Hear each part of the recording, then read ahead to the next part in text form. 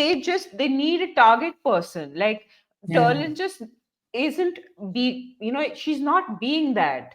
And I Hmm. really hope, like, I have so much expectation from Turlin because I think she's really talented.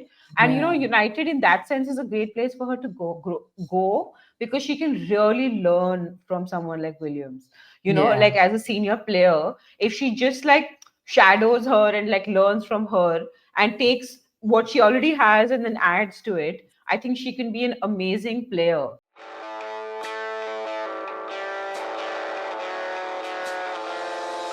Hello, everyone. Welcome back to our channel, All About the W. My name is Sky.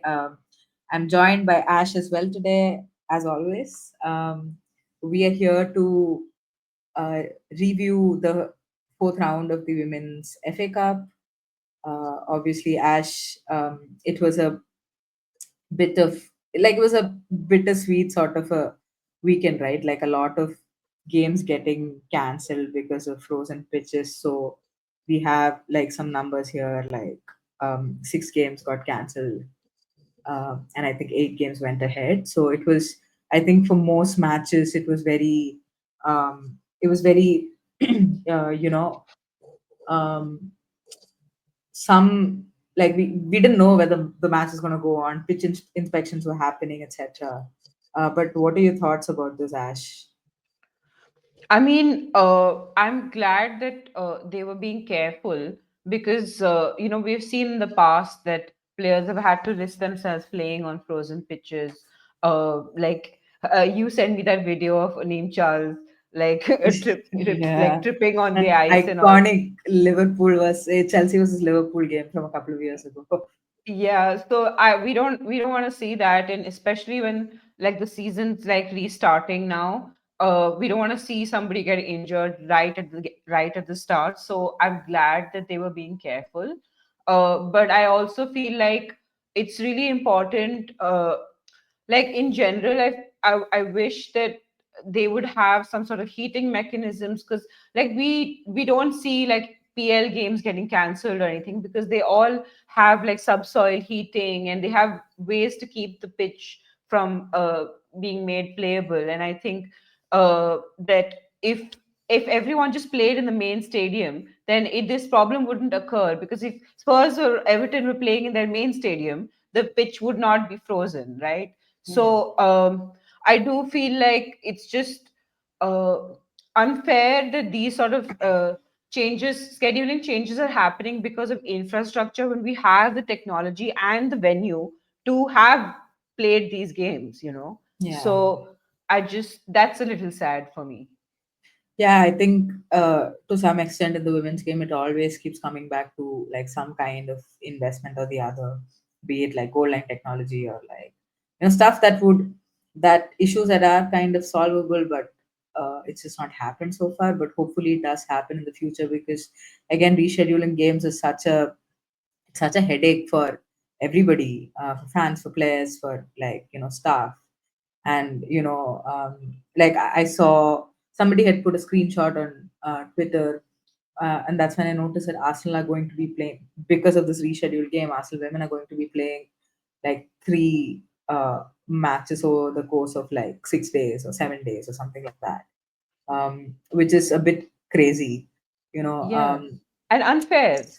yeah, it's really unfair. I mean, you need some basic recovery time between games for players, and we also know that players are like, God knows there'll be travel in between all of this. Oh yeah, and oh yeah, and the messed up part is that they're playing Chelsea, and then the gap where the rescheduled game is happening, where they're playing Bristol, and then they're playing Man City. So those are Yikes. two very important fixtures that are happening back, like in like a very short span of time. So that is really unfair. Um, but yeah, Ash, do you want to kick us off?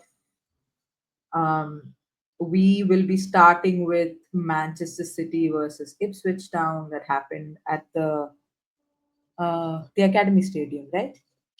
Yeah, so basically, Rood scored in the 20th minute, Coombs scored in the 55th minute, and then Miedema in the 76th minute. I think uh, Taylor finally heard the angels crying from heaven and rotated his squad. Um, how did you feel about this game, Kai? I thought it was fairly, day on the job sort of game for City. Yeah, it was. It was. I think, I mean, like you said, different managers had different approaches, right? Like, Taylor started what seemed to be like a heavily rotated squad and like a second string team, at least in some parts of the pitch. For example, Knack started, who's a new signing from Rosengard, and they had like a brand new centre back pairing with Gracie Pryor, Knack and Pryor, forming the back pairing, and I feel like that's something they do need to resolve, considering that Alexandri is just coming back from an injury. Alana Kennedy's form hasn't been great, and of course Alex Greenwood is out for a bit. So yeah, so I think again because of the rotation, he was able to give minutes to Miedema and Lai Alexandri, both of whom are coming back from injury. So that's also good. I think playing like a third tier team like Ipswich, I think it gives like Taylor also an I mean, honestly, if you don't rotate against Ipswich, I don't know who you will rotate against. So I don't want to give him too much credit also. But yeah, I think the concerning thing probably for City is that Bunny Shaw did not feature in the squad. So we don't know where we are at with her injury. But considering the fact that Miedema has come back, that might be like a relief for Man City fans and Taylor himself. But you know what? As far as the game is concerned, I thought for the first like when did Rod score? Like she scored in the 20th minute, right? Like so, I felt like for the first like 25 minutes, even after she scored, I thought Ipswich actually pressed them really well. Uh, you Yeah. know, um, and of course, and they sat in a mid block. They looked pretty organized. Of course, like City with their quality did manage to create chances, but I didn't think they were too clear cut. They weren't like high quality chances that City managed to create, and I think credit to Ipswich Town for that. And the other thing I felt was that, yeah, I mean, of course, like I think towards the latter half of the game, I felt like City could have scored a few more, but that's fair enough. They're coming back from a break. Yeah, I think overall City should be pretty happy with the performance. Ipswich like offered very little going forward. Every time they tried to break, City caught up with them. There was no fluidity in their attack going forward, and you know, like I don't want to be too harsh because that's just how big the gap is between like a giant team with massive investment like Man City that plays in the top tier, and then Ipswich Town, which is like a third tier side. So you can see the drop off in quality between leagues as well, right?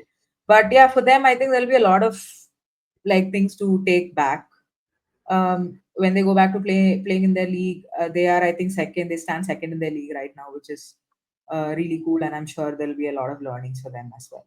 Yeah.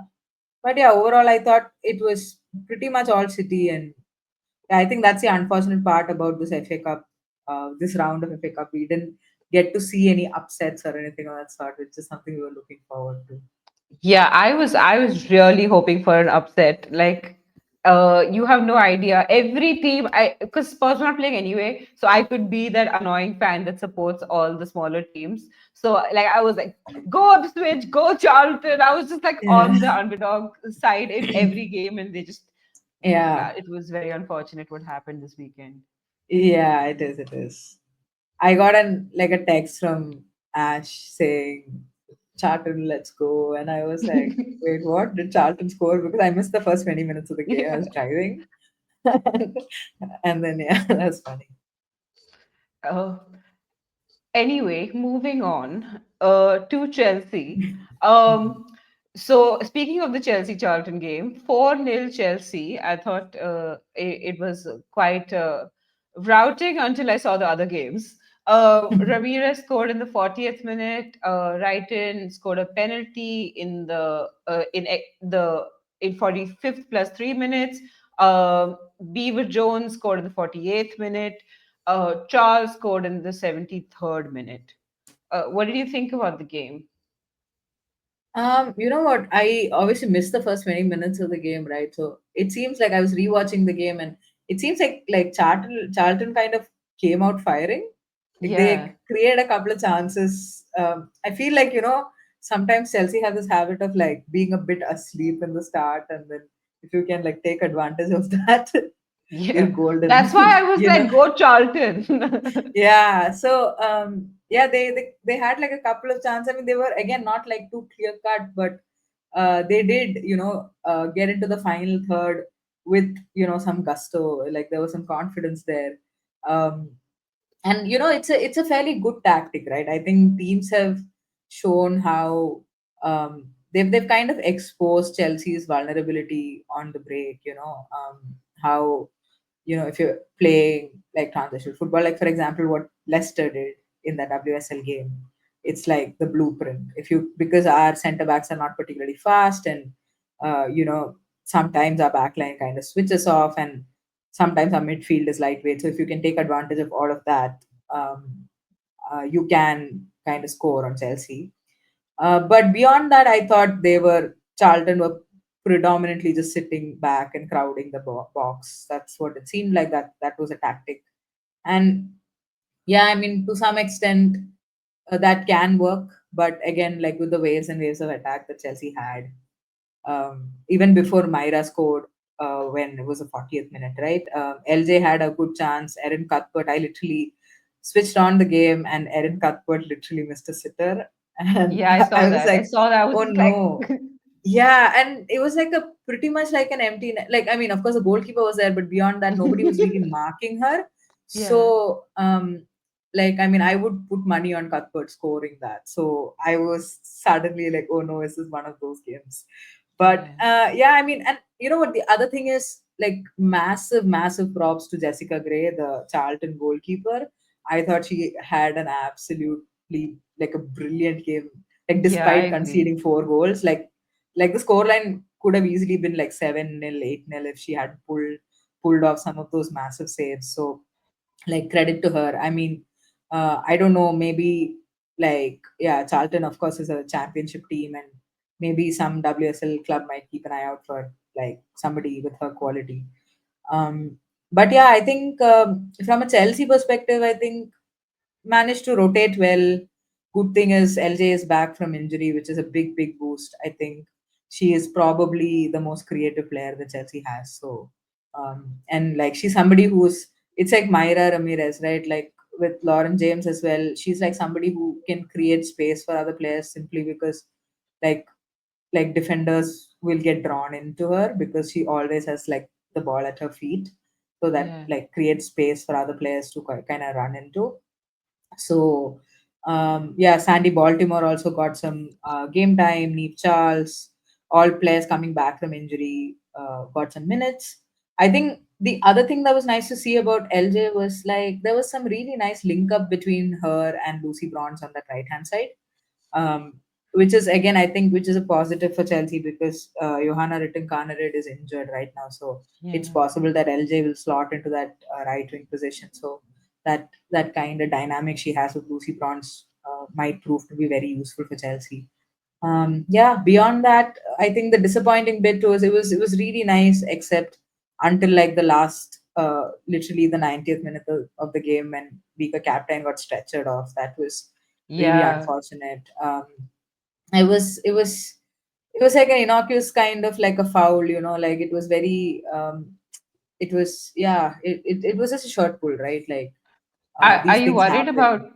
Are you worried about the Chelsea midfield now? It is my eternal worry. I stay up like late into the nights thinking about the Chelsea midfield. No, I'm joking. But you know what? I think depending on how bad the injury is, like I already think Chelsea should go into the market for a midfielder. But I think if Captain's injury is bad, and I am really worried that she's hurt her back or her neck or something, because she like sat up for like 10 seconds and she went back. Like Right. hopefully it's precautionary, but yeah, I do think we need to go into the market. Like we had no centre backs on the bench, by the way. We had like two starting centre backs, and that's all we had. So like we have to go into the like. during the transfer window for for a center back at least, and Yeah. for like a midfielder and hopefully for a right winger as well. But yeah, that was a bit unfortunate. Hopefully, captain is it's not too bad. It's not as bad as it Yeah. looks. Plus, she's quite young, so I'm sure she'll recover quickly. Yeah, Um, yeah. Now let's move on to Manchester United versus West Brom.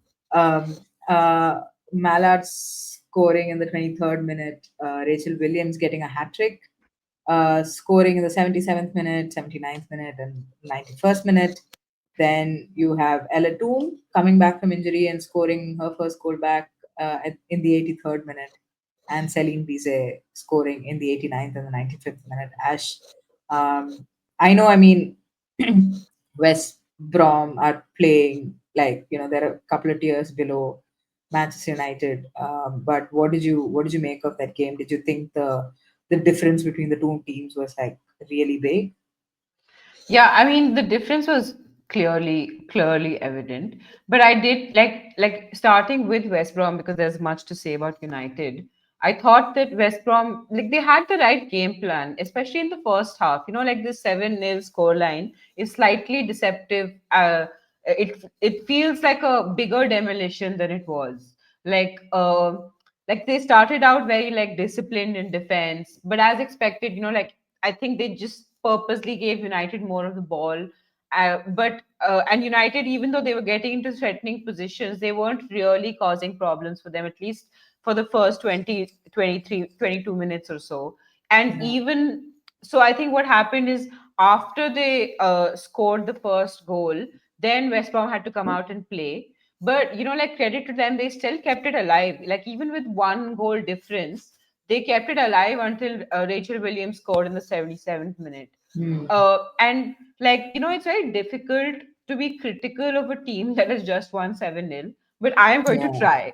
And it has Yes. nothing to do with my Skinner hate, like genuinely doesn't. Uh, because for once I'm going to praise Skinner for putting out a strong team. Like he put out a strong team. His team was getting into the right positions. Like I think the game plan was pretty solid. But I have to like talk about like Turlin's lackluster performance in comparison to her teammates.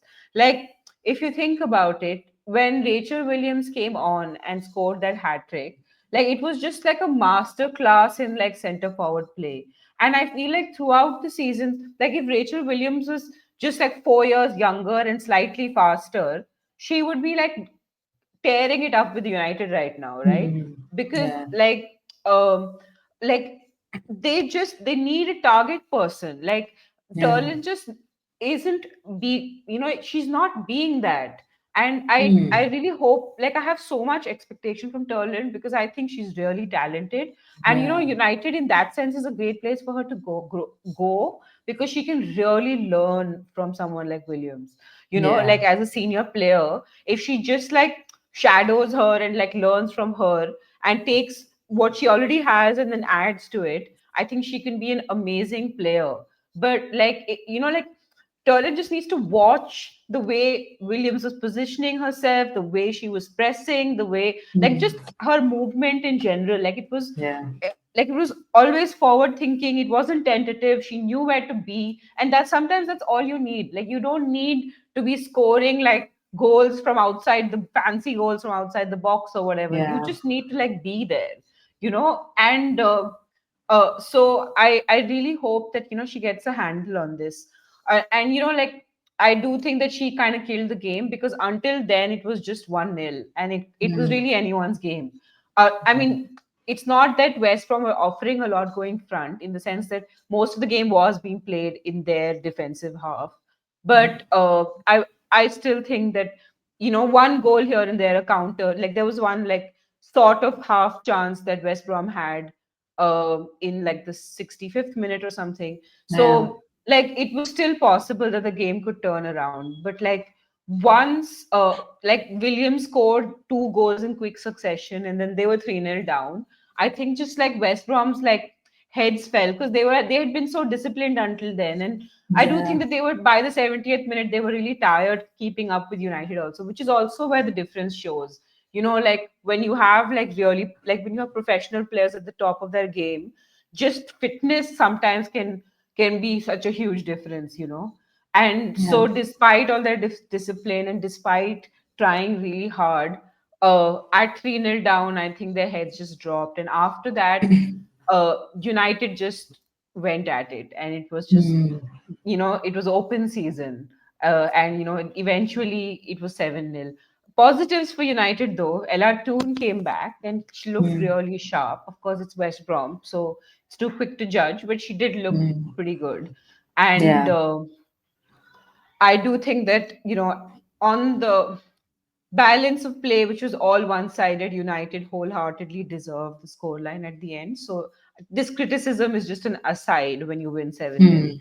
Hmm. Let's Yeah. see. I mean, let's see if they can defend their FA Cup reign this year. Yeah, let's see. I mean, I honestly think, like Turland has obviously been there only for 6 months. So obviously she has a lot to learn. But hopefully she'll settle into the team a bit better. And they're also coming back from a winter break, right? So you can, Yeah, like, players do tend to look a bit rusty. Like you, yeah, I'm also like a big Elizabeth Turland fan. So yeah, hopefully she settles into that team really well, and hopefully she's getting the coaching that she deserves as well, yeah, um, yeah, yeah, also good to see Ellatoone come back.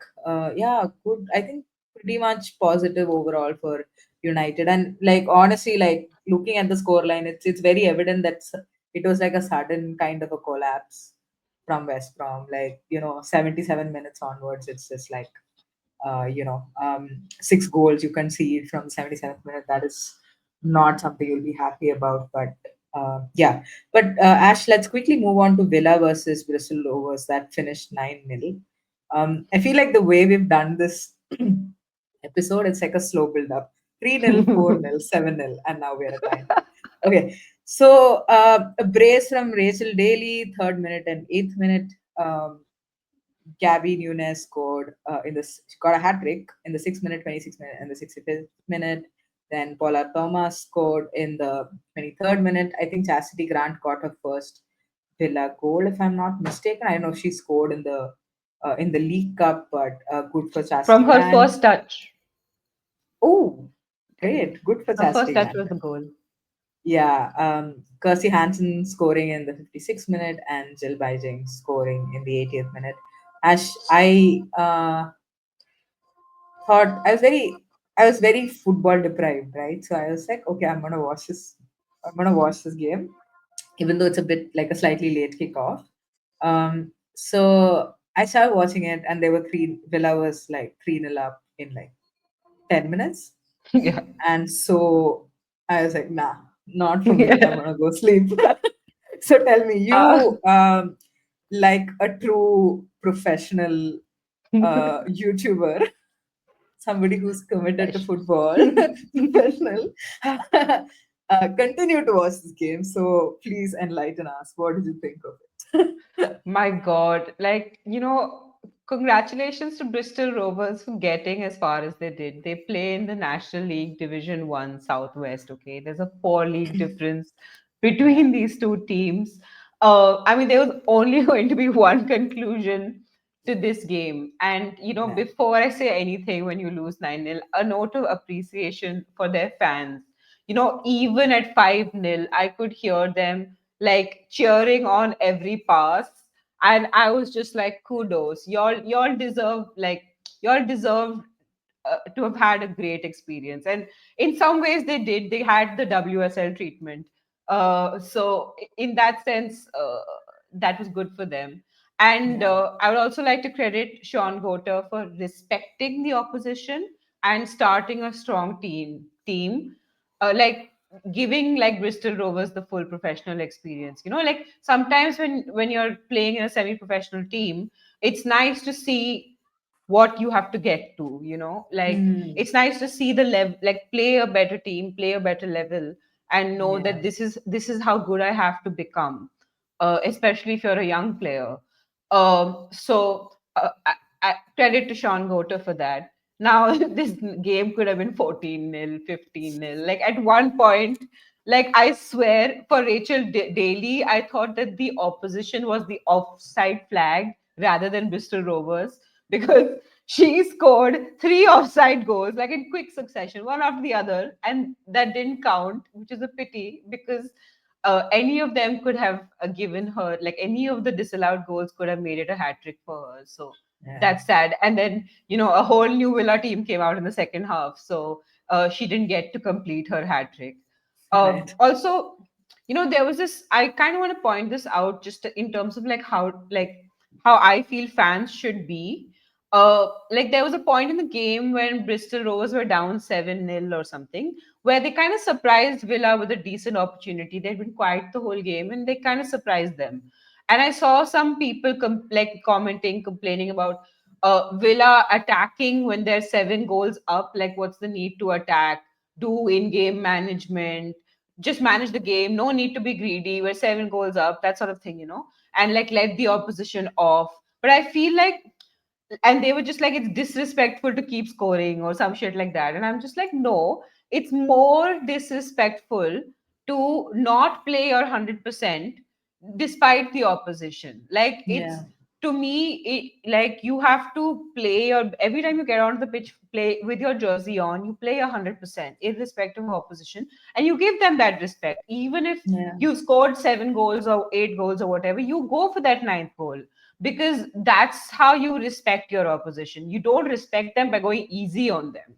That's stupid, like for me, Yeah. honestly. So yeah, I just, Villa fans, if any of you are listening and you were complaining, like I would personally think that I would rather that my team went for the last final goal or Yeah. whatever. And also, like, these are like professional footballers and like semi-professional footballers, and you know, like sports persons by nature are like highly competitive individuals. Yeah, Like to reach, like, be it the fourth tier or the top tier, whatever, there has to be that competitive spirit in you to do it semi-professionally or professionally. You're not um, just kicking the ball around in your yard, right? So I'm sure like Rovers women will also say the exact same thing that you just said. Like, play your best football, bring it on. We'll see how it yeah. goes. Yeah, Yeah. exactly. And there's not much to say in terms of performances for any of the Bristol Rovers players because I mean, it was such a huge difference. But I think the goalie made a few decent saves. So Yeah. maybe not the WSL, but if there's a championship team out there who'd be interested, I was just giving her a look. Yeah, I feel like we're becoming like player managers. Yeah, so there'll be like PR Yeah, people yeah, yeah. for. Scouting. No, it's, but you know what? It's honestly like that's the beauty of the FA Cup, Yeah, or like the, not so much the League Cup but FA Cup. You see, because we are in India and we obviously yeah, don't get to see these teams play, because you don't, like, there's just no broadcast or anything of the sort that you can access. yeah. So it's like games like this that we see like one or two exciting performances, and that's also wonderful for us. So yeah, it's been fun, the fourth round. Yeah, Yeah. I love the So FA Cup. So any last word on the Villa Bristol Rovers game, Ash? No? no, not really. I just want to say that the Liverpool West Ham game is on Thursday. So, oh, sorry, it's on Wednesday, our Thursday. But for like Hmm. other people around the world, it's on a Wednesday, Yeah. late in the night. So Yeah. it has not been cancelled because of icy pitches. It's just Hmm. later on in the week. Yeah. Yeah, so obviously, we have reviewed only the matches that the WSL teams are playing in.